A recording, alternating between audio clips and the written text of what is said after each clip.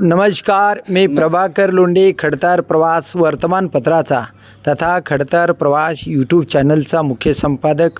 आज आपण तुळजापूर शहरामध्ये आलेलो आहोत. तुळजापूर शहरामध्ये ज्यांना पोलीस संरक्षण पोलीस खात्यानं दिलं की यांच्या जीवाची काळजी वाटते आहे असं शासनाला वाटलं आणि म्हणून पोलीस प्रशासनाखाली त्यांच्या नियंत्रणाखाली सुद्धा समाजकार्य करणारं समाज कार्यकर्ता राजाभाऊ माने आपल्यासोबत आहेत. नेमकं तुळजापूर तालुक्यामध्ये या माणसाच्या जीवाला धोका काय आहे, काय कारण आहे त्याचं, तर सर्वसामान्याची सेवा करत असताना, भ्रष्टाचार उघडा पाडत असताना काय काय कार्यकर्त्याला सहन करावं लागतं आहे हे आपण राजाभाऊ माने यांच्या तोंडून ऐकणार आहेत. आणि आजही ते माणूस त्रासातच जीवन जगत आहे. आता कुणाकुणाकून त्रास आहे, कसा त्रास आहे, त्यांच्या जीवितास धोका कसा आहे, शासनाला काय वाटलं नेमकं आणि म्हणून त्यांना पोलीस संरक्षण दिलं, हे सगळं आपण त्यांना विचारणार आहेत, त्यांच्याकडून जाणून घेणार आहेत. नमस्कार माने साहेब, खडतर प्रवास चॅनलमध्ये आपलं स्वागत आहे. नेमकं तुमच्या जीवनाचा खडतर प्रवास आहे आणि चॅनल बी खडतर प्रवास आहे. काय वाटते साहेब तुमच्या या डेंजर तुळजापूरमध्ये की तुळजापूरमध्ये तुमच्या जीवितास धोका का जाणवत आहे? तुळजापूर डेंजर म्हणण्यापेक्षा तुळजापूर आहे त्या ठिकाणी आहे. वा, तुळजापूर कुठंही त्याच्यात बदल झालेला नाही. पण बदल काय झाला तर काही जी गुंडवृत्तीची जी काही लोक आहेत तिथं त्याला खतपाणी राजकीय क्षेत्रातून मिळाले. म्हणजे मी सुद्धा डेंजर हा शब्द आई तुळजाभवानीच्या तुळजापुराचा माघार घेतो. तो माघार घेतला पाहिजे. कारण तुळजापूर आई जगदंबेचं आहे, शिवछत्रपती शिवरायांचं आहे आणि या तुळजापूरमध्ये डेंजर शब्द खडतर प्रवास माघार घेत आहे. धन्यवाद. काही लोकांकडून तुम्हाला जो धोका आहे, हां हां हां तुळजापूर अतिसुंदर आई जगदंबेचं तुळजापूर आहे, पण तुळजापूरमध्ये काही लोकांकडून जे धोका आहे तो कोणत्या लोकांकडून आणि कसा धोका तुम्हाला जाणवतो, काय कारण आहे? तुळजापूर मी अजून एकदा सांगतो, तुळजापूर खूप सुंदर आहे. आई तुळजाभवानीचं मंदिर आहे इथं आणि खरोखरच मी तर ही क्षेत्र जे आहे ते मी स्वर्गात राहतो असं यापूर्वी कधी बोलून गेलो ना. आज मी सांगतो की मी स्वर्गामध्येच राहतो. जनता इथली खूप पुण्यवान आहे. परंतु इथं कालांतरानं आई तुळजाभवानी तीर्थक्षेत्रामध्ये महाराष्ट्र शासन खूप मोठ्या प्रमाणात निधी देतो. खूप मोठ्या प्रमाणात, की जेणेकरून या जिल्ह्यामध्ये तर किमान आई तुळजाभवानीचं तीर्थक्षेत्र आहे म्हणून वर्षापोटी यात्रा अनुदान असेल किंवा इथं जे काही विकास कामं असतील ह्याच्यासाठी आता तुम्ही ऐकत 2,000 3,000 कोटीचा निधी येतो. ह्या निधीमध्ये भ्रष्टाचार होतो आणि तो संगनमताने होतो. यात काही एक निधी आणणारा एक जण आहे, इथं त्याची विल्हेवाट लावणारा दुसरा आहे. म्हणजे निधी आणणाऱ्याला सुद्धा अंधारात ठेवलं जातं? नाही, निधी आणायचं जे काम करतो त्याचा वाटा बिनबोबाटा त्याला जातो. बरं काय इथं जे गवगाव केला जातो, मी निधी आणला, मी ही केलं ती केलं, वल्गना खूप आहेत. आणि आत्तापोतर कितीतरी निधी आणला परंतु त्याच्यामध्ये भ्रष्टाचार झाला. आता मागच 158 कोटीचा नगर ह्याच्यात विकास झाला म्हणून सांगितलं. अहो, झालेल्या रस्त्यावर देखील त्यांनी खर्च दाखवून 158 कोटीमध्ये भ्रष्टाचार केलेला आहे. अर्धे कच्चे कामं सोडले असंही तुम्ही ऐकले, मध्ये बातमी प्रसारित झाले तुळजापूर शहरात काही विरोधकांनी केलेले आहेत. आणि त्या 158 कोटीमध्ये अर्धे कामं सोडून घेऊन मी त्यावेळेला मी तक्रार दिलेली होती कलेक्टरला, पण त्या वक्तात त्यांनी दुर्लक्ष केले. त्या वक्तात जर लक्ष दिलं असतं कलेक्टर साहेबांनी तर काय झालं असतं, ते 158 कोटीचा भ्रष्टाचार अबाधित राहिला असता, शहर विकास व्यवस्थित झाला असता. आता तुम्ही ज्या रस्त्यावरून माझ्याकडे आलो, रस्ता कसा वाटला? शहरातला रस्ता आहे, हाडकोमधला रस्ता आहे, कसा वाटला? खडचड यामध्येच तुम्ही आलो चालत, तुमची गाडी देखील येताना तुम्हाला त्रास झाला असेल. का हो? केवळ राजाभाऊ माने या ठिकाणी राहतो म्हणून इथल्या नाल्या फुटलेल्या आहेत, इथले रस्ते नादुरुस्त आहेत, रस्त्याची दैनंदिन अवस्था तुम्ही स्वतः आता या पत्रकारात तुम्ही पाहिलेली आहे माझ्या घराकडे येताना. मग अशी परिस्थिती आहे. मग मला सांगा, गावाच्या बाहेर तुम्ही रस्ते केले, नाल्या केल्या, आता बघा जिथं आवश्यकता नाही तिथं तुमच्या इथं का होत नाही. नगरपालिकेला आता नगराध्यक्ष मिळाला आणि तो धाडसी नगरसेवक आहे. विकास काम करण्याचा आराखडा त्यांनी 3 महिन्याला, 2 महिन्याला, 4 महिन्याला देणार आहेत आणि काम कामाचा गुरु आहे. मी कामातून दाखवून देणार, मी बोलत बसणार नाही, असे तुमचे नगराध्यक्ष म्हणतात. पिटू गंगणे बहुतेक. बरं. आणि शहराचा मी विकास 100% करून जनतेच्या पुढं मी आराखडा ठेवणार आहे, असं त्यांचं मत आहे. तुमचं बरोबर काय आहे. मत आहे? हां. यापूर्वी नगराध्यक्ष कोण होते, त्यांच्या पत्नी होते, ही काही तुम्हाला माहीत आहे का? नगराध्यक्ष अर्चना विनोद गंगणे माहीत आहे का? ते माहीत नाही. पण नगराध्यक्ष अर्चना गंगणे म्हणून ही 12 म्हणजे 2012 पासून आत्तापर्यंत त्यांच्याच ताब्यात नगर परिषद होती. आणि भ्रष्टाचाराचे प्रकरण सर्वात मोठे नगराध्यक्ष अर्चना विनोद गंगणे यांच्या नावावर माझ्याकडं असलेले गुन्हे नगरपालिकेच्या भ्रष्टाचाराच्या संबंधी 14 FIR आहेत. बर. आणि त्यापैकी 6-7 FIR त्यांच्याच नावावर आहेत. बर. कोणाच्या नावावर? नगराध्यक्ष अर्चना गंगणे. म्हणजे तुम्ही आत्ताचा चालू किती भ्रष्टाचाराचा काय विषय? त्यांच्या नावे माझ्याकडं लिखित स्वरूपात आणि पुराव्याच्या स्वरूपात असणारा एक 1000 कोटीचा भ्रष्टाचार आहे ना. बापरे. हा, 1000 कोटीचा 1000 कोटीचा भ्रष्टाचार आहे. आणि मी सध्या चालूमध्ये त्याच्या चौकशा वगैरे काय त्यांना? त्याच्या चौकशाहून गुन्हे दाखल झाले. पुढे काय झालं? नगराध्यक्ष ते म्हणतात त्यांचे ती स्वतःही मध्ये जेलमध्ये जाऊन बसलेले आहे नगराध्यक्ष अर्चना गंगणे. बर. पण तुम्ही आता म्हणता की आत्ताचे चालू अध्यक्ष हे असं म्हणतात की मी महिना 2 महिन्याला विकास करतो. आता तुम्हाला सांगतो, आता जे विकास करणार ते चालू. आता जर ह्या भ्रष्टाचाराच्या विरोधात जर कोणी आवाज उठविला तर त्यांच्याकडं साम दाम दंडभेद या सर्व प्रकारचे लोक आहेत ना. बर. त्याचा वापर बरोबर करतात. आणि ही रस्त्यावर तुम्हाला जरी साजूकपणे फिरायला दिसले तरी बॅकग्राऊंडला ब्लॅक काम चाललं आहे त्यांचं. बर.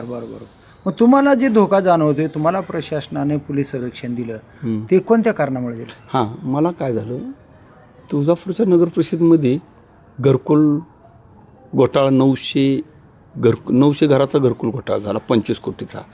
आणि यात्रा अनुदान याची काय कागदपत्र वगैरे? हो, सगळं टोटल FIRs आहेत माझ्याकडे. आणि विशेष तुम्ही म्हणजे न्यायालयामध्ये प्रकरण घातले का साहेब? न्यायालयामध्ये घातले. आता सध्या न्यायप्रविष्ट आहेत ते प्रकरण. आरोपी तारखा करतात त्याच्या. हे दाखल केले सगळं दाखल आहे. गुन्हे दाखल झालेत. बर. गुन्हे दाखल करत नव्हतं तर मी हायकोर्टामध्ये जाऊन तिथनं आदेश आणून गुन्हे दाखल करायला लावले. तुम्हाला काय त्रास झाला काय जेव्हा? मला खूप त्रास झाला. मलाच खूप त्रास झाला म्हणण्यापेक्षा माझ्या कुटुंबाला देखील त्रास झालेला आहे. बापरे. काय खूप त्रास झाला. आता त्रास झाला तुळजापूरवासियांना सगळ्यांना माहीत आहे कानाकोपऱ्यात. बरोबर. काय. आणि यात्रा अनुदानाचा तर घोटाळा असा होता की तुळजापूर कार्यालय आणि जिल्हाधिकारी कार्यालय गुन्हा दाखल करायला तयार नव्हतं. आदेश होऊन गुन्हा दाखल करायला तयार नव्हतं. मैदानाचा प्रकार बोलता काही? नाही, यात्रा नाही, यात्रा अनुदान. बर. गुन्हा दाखल करायला मुख्याधिकारी तयार नव्हता आणि कलेक्टर ऑफिसमध्ये तयार नव्हते. त्या वक्ताला पंकज देशमुख होते, SP साहेब. आणि त्यांनी एवढी कसून चौकशी केली की त्यांना त्या प्रकरणामध्ये तथ्य जाणवलं. आणि यांना गुन्हे दाखल करा म्हणून कलेक्टरला तसे अहवाल सादर केले, पण कलेक्टरनेही गुन्हा दाखल केला नाही, मुख्याधिकाऱ्याने गुन्हा दाखल केला नाही. म्हणून त्यावेळेला पोलीस प्रशासनानं म्हणजे पंकज देशमुख यांनी स्वतः पुढाकार घेऊन त्याच्यामध्ये शासनाच्या मार्फत शासनातर्फे असा एक किस्से काही कधी घडत नसतेच, पण शासनातर्फे माझा गुन्हा त्यांनी घेतला नोंदवून. मग पोलीस प्रशासनानं केलेला गुन्हा नोंदवायचा? त्यांनी चौकशी केला. पोलीस प्रशासनाने माझी फिर्याद नोंदवली. का तर ही कलेक्टर कार्यालय आणि नगरपालिका कार्यालय गुन्हा नोंद करायला तयार नव्हते एवढा भक्कम पुरावे असताना. या माणसाला आश्रय कोणाचा आहे? कशामुळे एवढं धाडस करतो? ह्या माणसाला आश्रय कसा आहे माहिती आहे का? हे तर जर आवाज उठवला तर ह्यांचं कसं आहे माहिती आहे का? भाजपची सत्ता आहे. आणि भाजपची सत्ता अशी झाली आहे की आपण पूर्वी शोले पिक्चर बघितला, सोजन तो गब्बर सिंग आ जाईगा, त्याची भीती दाखवला. तसं इथे भीती काय माहिती का? तुम्ही जर नाही गपची बसलो तर आमच्याकडे राणा आहे, आमच्याकडे आमदार आहे, आमच्याकडे वरचे मंत्री संत्री आहेत, हे आमचे लोक आहेत. आता तुम्ही बघितलं नाही का हो, ड्रग्स प्रकरणातले लोक मंत्र्यासोबत फोटो काढतात, मंत्र्यासोबत सत्कार घेते, सत्कार करतात, त्यांचं कोण वाकड करणार हो? भाजपचे. आणि इथल्या पोलिटिशियनमध्ये जर सत्ताधाराचा फोन गेला तरच त्याचा गुन्हा नोंद होतो, नाही तर होत नाही. दादा म्हणले फक्त आरोप करणे हे काही योग्य नाही. जोपर्यंत गुन्हा सिद्ध होत नाही तोपर्यंत कुठलाही व्यक्ती गुन्हेगार होऊ शकत नाही असं त्यांचं स्टेटमेंट आहे. बरोबर. आणि म्हणून त्यांच्या लोकांवर जे कार्यकर्ते असतील नसतील हा भाग निराळा. पण ज्यांच्यावर तुम्ही आरोप करता ते आरोप अजून सिद्ध झाले नाहीत, ते गुन्हेगार नाहीत असं त्यांचं मत आहे. आणि म्हणून नगराध्यक्षाचे उमेदवार आता निवडून आले आणि जनतेनं त्यांना कौलसुद्धा दिला आहे. मग काय म्हणाल ह्याच्या बाबतीत? अहो, ड्रग्स प्रकरणात पुरावे सिद्ध झाले म्हणता त्यांनीच त्यांचा उपचार केलेला आहे. त्यांच्या ह्याच्यामध्ये रुग्णालयामध्ये काय न्यायालयाकडून गुन्हे सिद्ध झाले ठीक आहे ना. हो, न्यायालयाकडून गुन्हे सिद्ध ज्या वेळा व्हायचे त्यावर होतील. हो, पण तुळजापूरला सध्या तुम्ही ड्रग्स प्रकरणात सुरुवात कुणी केली? प्रथम नागरिक म्हणून आता जे कार्यरत आहेत गंगणे त्यांनीच केली आणि त्यांनी कबूल केलं, त्यांच्या कुटुंबाने बी कबूल केले. हां, लागली होती सवय माझ्या भावाला, त्यांच्या बंधूंनी केली. विजय गंगणे यांनी सभापती होते त्यावेळी तत्कालीन. तरी स्वतः माझ्या भावाला चुकीचं वळण लागलं होतं, ड्रग्स घेत होते. त्यांच्या देखील खात्यावरून त्या ड्रग्स माफियाला पैसे गेले होते. आता तुमचं काय मत आहे बरं? तुळजापूर एवढं सुंदर तुळजापूर, आई जगदंबेचं तुळजापूर, शिवछत्रपती शिवाजी महाराजांच्या समतेचं न्याय जनतेला देणाऱ्या राजाचं तुळजापूर, तुम्हाला कसं तुळजापूर हवं आहे? मला तर तुळजापूर असा हवा आहे की आई तुळजाभवानी जे आहे म्हणजे ही सीतेचा अवतार आहे, होय, पार्वतीचा अवतार आहे. रामराज्य यावं असं माझी तर अपेक्षा आहे. अरे बापरे बाप काय, पण रामराज्य आहे बी, परंतु ही जे आज पहिले नागरिक म्हणून नगराध्यक्ष म्हणून जे खुर्चीवर बसलेत, कुठं तर घालमेल आहे जनतेला. बर, जनतेने जरी मतदान केलं असेल, मतदान देऊन निवडून आला असेल, तर एका मताला 20,000 25,000 गेलेले ते. त्यावेळेला काय म्हणता का शब्दवर जनतेनं निवडून दिलं नाही का? हे जनतेने निवडून दिलं. कसं निवडून दिलं? आम्ही शार निवडून दिलं ना. जनता आता रडते ना जनता परेशानीमध्ये की नाल्या साफ होत नाहीत, शहरामध्ये पाणी पुरवठा दूषित आहे, शहरामध्ये लाईटची व्यवस्था बरोबर नाही, शहरामध्ये कचरा व्यवस्थित त्याचं निरासन केलं जात नाही. अशा अनेक बाबी रोज बातम्या आपण ऐकतो. नाही, मी त्यांची बाईट करणार आहे, कारण त्यांनी जे बोललेत ते करणार आहेत का नाही करणार आहेत ती पुन्हा बघूया आपण. याचं कारण असं आहे की आता त्यांना 3 महिने झाले येऊन, बरं का, अजून थोडा कालावधी देऊया, नवीन सरकार आहे असं त्यांचं मत आहे. मी त्यांची मुलाखत घेणार आहे 100%. पण तुळजापूरमध्ये काय काय अपेक्षित आहे? त्यांनी तर म्हणले पूर्ण शहर स्वच्छ करणार आणि शहराचा आराखडा आम्ही जनतेच्या पुढं ठेवणार आहे. विकासाचा महामेरू राणा जगजितसिंह पाटील यांच्या नेतृत्वाखाली तुळजापूर तालुका आम्ही सुसज्ज करणार आहेत असं त्यांचं मत आहे. आता एक सांगतो तुम्हाला, सुसज्ज कधी होतं? विरोधक जे काही 4-5 जण नगरसेवक म्हणून विरोधक आहेत, त्याचं एक उदाहरण देतो चालूचं. वेताळ नगरमध्ये एक नगरसेवक म्हणून निवडून आलेले नवनिर्वाचित सदस्य आहेत ते. त्यांनी पाणी, स्वच्छता, वीज, गटारी साफ करणे, कचरा उचलणे याच्यावर प्रचंड मोठ्या प्रमाणात त्यांना आवाज आत्ता चालूमध्ये उठवला. एवढा उठवला आवाज, एवढा उठवला, नवं रक्त आहे त्यांचं, होणारे परिणाम काय त्यांना माहीत नव्हते. एवढा आवाज उठवला की नगरपालिकेच्या एका सदस्याकडून त्याच्यावर ॲट्रॅसिटी झाली. अरे बापरे. आता काय करता? नवीन आता किती महिने झाले नगरसेवक होऊन त्यांना माझा फोन द्या, त्यांची मुलाखत घेऊया आपण. ॲट्रॅसिटी झाली आणि काल त्यांनी अटकपूर्व जामीन करून घेतली. मला सांगा, काम कसं करणार तुम्ही? ही कोणाचे लोक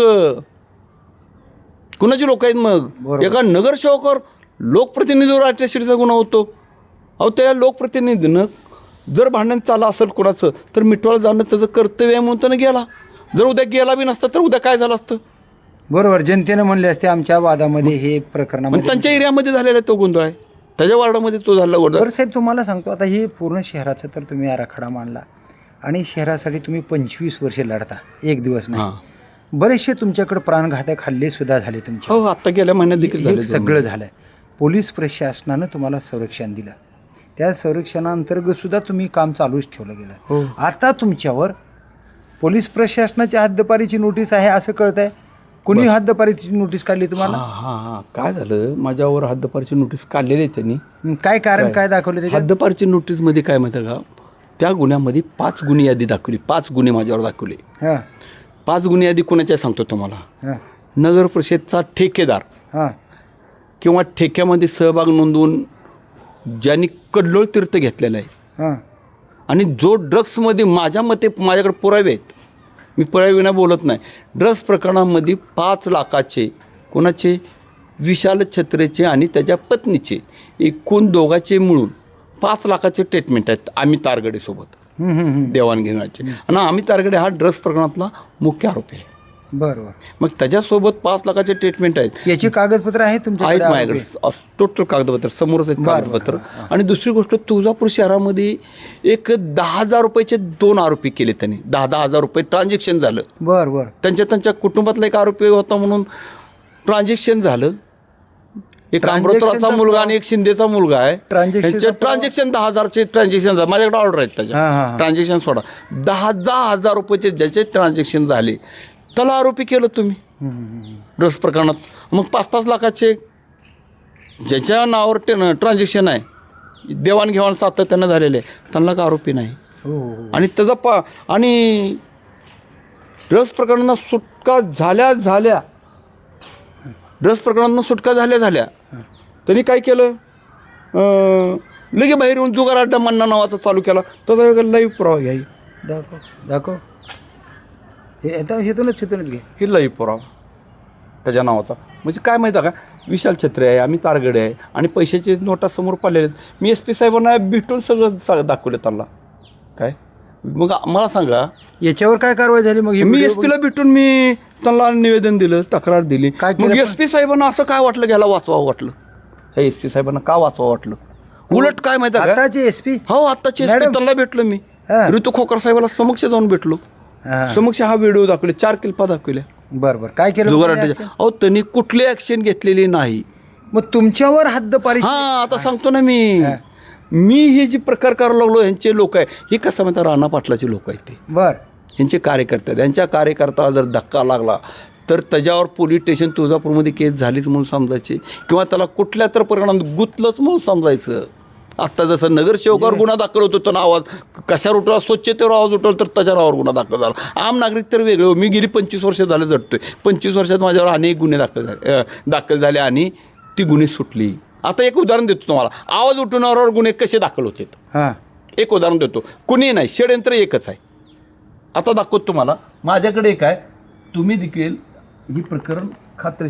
माझ्यावर 307चा गुन्हा दाखल केला. कसा? 307चा.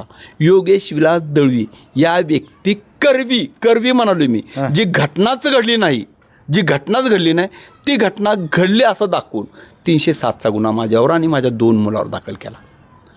तो गुन्हा निकाली निघाला. आता निकाली निघाला, तो कसा गुन्हा निकाल निघाला सांगतो. ती गुन्हा कसा दाखला, तुळजापूर शहरामध्ये जर एखाद्यानं भ्रष्टाचाराच्या विरोधात, नगरपालिकेच्या विरोधात, नगरपालिकेतल्या अपराच्या विरोधात जर कुणी तक्रार केली तर सूत्रधार जे म्हणता ना तुम्ही, तुळजापूर शहरामधला आता जे तुम्ही सांगता की मला तुळजापुराला बदलावाचा आहे, अहो आमच्यासारखे लोकांनी अपार काढला समोर, त्याला जर तुम्ही पुष्टी दिली आणि आमच्यासारख्याला जर मदत केली तर काय होणार आहे, तर तुळजापूर सुधारणार आहे, अपार कमी होणार आहे, गुंडागर्दी कमी होणार आहे. तर आम्ही अपार काढणारे लोक, नगरपालिकेतले अपार काढणार, शहरातले अवैध धंदे बंद करणार, ह्यांचेच अवैध धंदे, ह्यांच्याच पत्नीने केलेले जो भ्रष्टाचार ओपन. तर तुम्हाला सांगतो, तुळजापूरमध्ये माझ्यावर 307चा गुन्हा दाखल झाला आणि न्यायालयासमोर उभारून काय, श्याम भोसले नावाचा, श्याम कुमार विठ्ठल भोसले या नावाच्या, हा बी जखमीच होता. ह्यानं स्पष्ट शब्दात सेशन न्यायालयात उभारून सांगितलं. त्यांनी काय सांगितलं माहिती आहे का, मी योगेश दळवीला ओळखतो, तो माझा मित्र आहे, मी आरोपींना ओळखतो, तालुका तुळजापूर येथील आहेत, फिर्यादी व आरोपी यांच्यामध्ये काहीही घडलेलं नाही. आरोपींनी मला व योगेश दळवी यास मारले नाही. आरोपी म्हणजे 307मध्ये आम्हाला आरोपी केले, ते मारले नाही. आता ही एक भाग दाखवला का, तर हा जखमी होता. ही श्याम कुमार विठ्ठल भोसल्यांनी, योगेश दळवी या दोघांनी स्वतःला वस्तारे मारून घेतले, वस्तारे. आणि राजाभाऊ मानेने एकमेकांना त्यांनी कबूल दिली की कबूल दिली. आता पुढे दाखवतो तुम्हाला.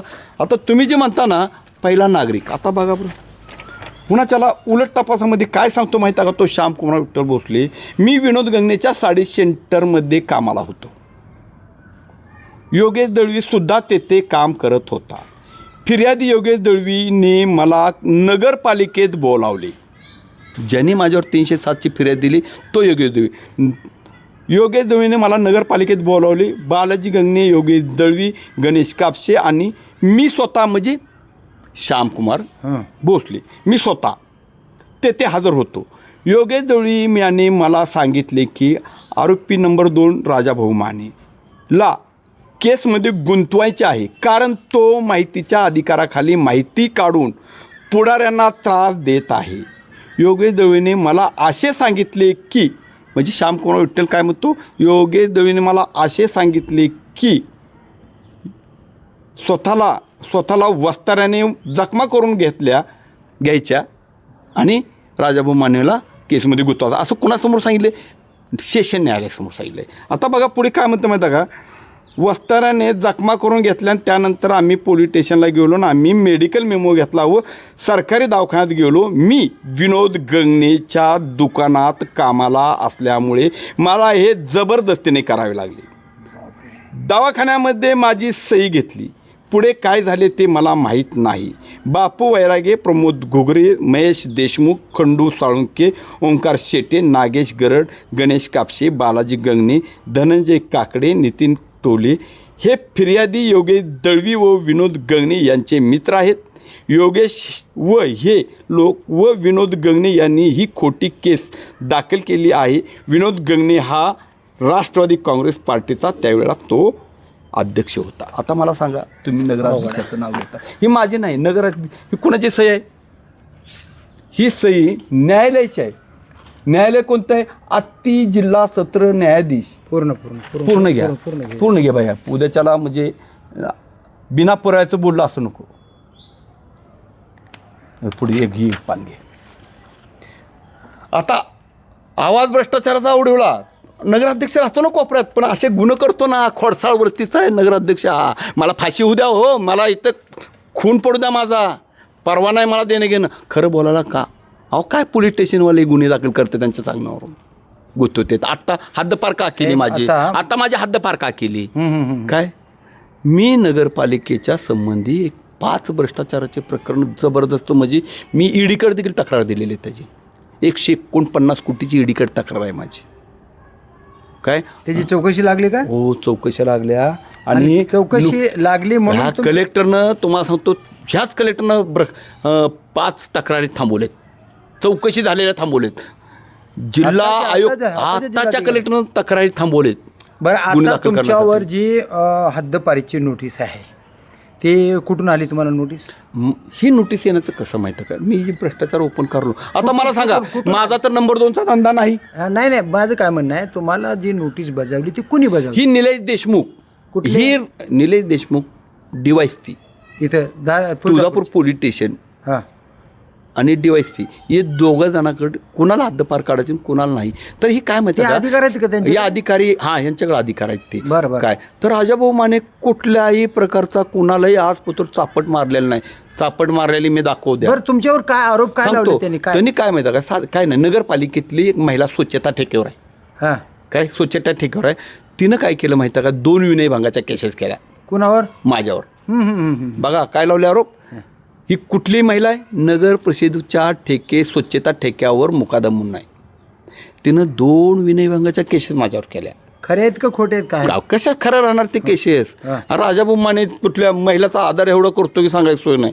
काय कधी महिला, परंतु ह्या महिलेला नगरपालिकेमध्ये ठेवूनच घेतलं. आता तर 6 गुन्हे त्या महिलेकडून माझ्यावर झालेले. ते त्या महिलेकडून नोंद करण्यासाठी तिला सांभाळायला आहे. त्या महिलेला कर्मचारी आहेत का काय नेमकं? ठेक्यावर जो ठेका आहे, नगर परिषद स्वच्छतेचा ठेका ज्याला दिलाय, म्हणजे कुणाला बी ठेका देऊ द्या, कुठल्याही ठेकेदाराला ठेका देऊ द्या, हिला मुकादम केलंच पाहिजे असं ह्या नगराध्यक्षाचं कार्य. नगराध्यक्ष राहू द्या कार्य. कोण ठेकेदार? महिला ठेकेदार भाजपचेच काम करतात ना. हो, भाजपच्या निरालीमधले तुम्हाला फोटो दाखवतो मी त्यांचे. पैसे वाटण्याचं काम वगैरे. ओके. आता मला काय माहिती का, जी हद्दपार झालेली आहे त्या हद्दपारीमध्ये मी हे प्रकार काढू नये. आणि मला 9 वर्षे संरक्षण होतं, पोलीस संरक्षण. आणि माझे कसाडी संरक्षण नगरपालिकेचे भ्रष्टाचार काढलेत, त्यामध्ये मी मुख्य साक्षीदार आहे. आणि आता तो न्यायप्रविष्ट आहेत आणि साक्षी पुराव्याला प्रकरण लागलेले आहेत. जर मी साक्ष दिली तर काय होईल, ह्याला शिक्षा होऊ शकते. मला जर आजाद सोडलं तुळजापुरात तर होऊ शकते. अहो माझ्यावर किरकोळ त्या ड्रग्स प्रकरणामध्ये मी आरोपी विशाल छत्रीला करा म्हणून त्या विशाल छत्रीकडून गुन्हा दाखल केला.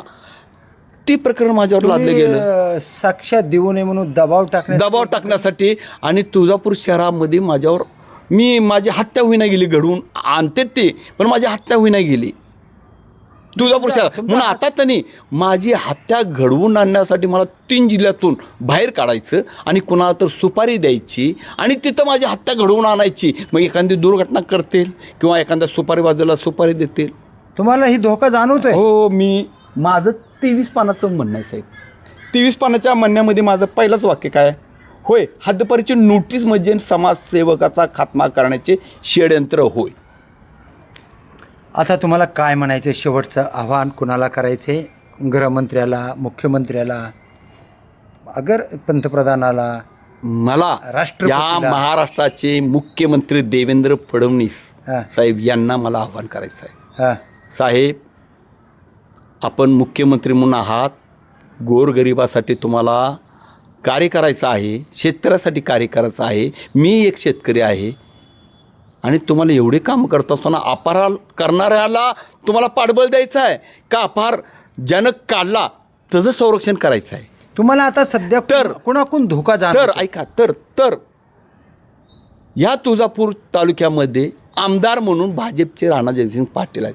ह्यांची एक सवय आहे, ज्यानं भ्रष्टाचाराच्या विरोधात आवाज उठवेल आणि त्यांच्या कार्यकर्त्याला, आता नगरपालिकेत त्यांचे लोक आहेत, त्यांना जर त्रास होईल आणि त्यांच्या विरोधात आवाज, राणा जयसिंग पाटलाच्या विरोधात आवाज उठवला तर ही इथून खडवून इथून हद्दपार करते. ते त्या यादीमध्ये त्यांच्याच सांगण्यावरून माझी हद्दपार नोटीस निघालेली आहे.